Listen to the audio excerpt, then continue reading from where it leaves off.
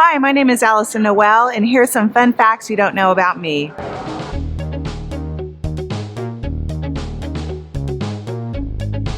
My first celebrity encounter was when I was 4 years old, and it was with Miss Marianne. She was signing balloons at Sears. I was all dressed up, super excited to meet her, could barely speak because Miss Marianne was like the bomb back in the day. There was a time when I was known as Mrs. Ringo Starr. For those of you who don't know who Ringo Starr is, he was a member of the Beatles. And so one time we were across the street at the neighbor's house, and they had just got this album, this Let It Be album, and they were all in love with the Beatles. They were all choosing which Beatle they wanted to marry. And so I just piped up, I'm like, I get Ringo.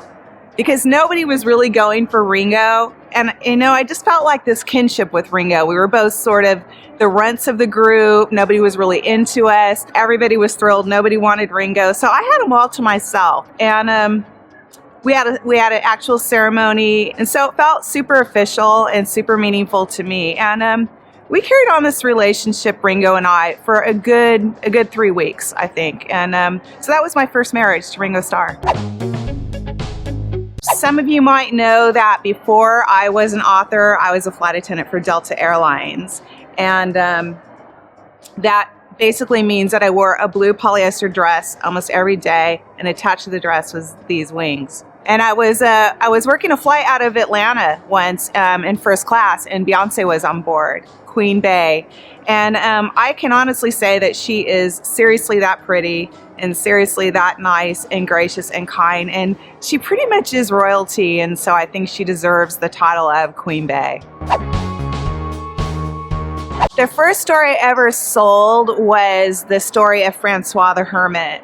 And when I say sold, I don't mean that I got an advance to write the story. I mean that I sold it. Like, I made my entire 6th grade class believe that this person existed. And so I made up this whole story that this guy, his name was Francois. I was super into France and I wanted to be French. So Francois seemed like an appropriate name for this hermit. And he lived in this cave. And then my sister at the time was dating this guy with like this major beard action and long hair.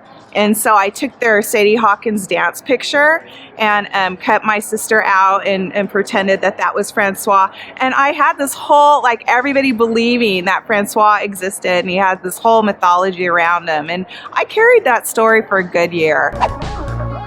I'm a total foodie, but I don't cook at all.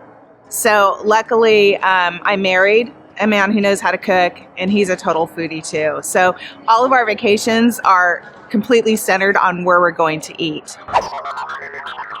I like to say that, as far as inspiration for my books go, that I steal from my own life all the time. So my philosophy is basically, if an experience didn't kill me, then I'm going to find a way to write about it. I'm going to make everything that happens to me useful in some way.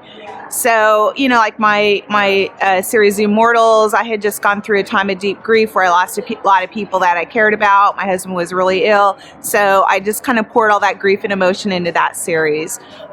For Unrivaled, I grew up in LA and in Southern California. It's a lot of Hollywood is all about image, but it doesn't necessarily live up to the hype. I'm not really a person that has any hobbies per se. Most of my time is spent either writing or just, hanging out with my friends and my family. But I do love to travel. I'm a super big traveler. I've been to 6 continents so far. And Antarctica, I am coming for you. You're next.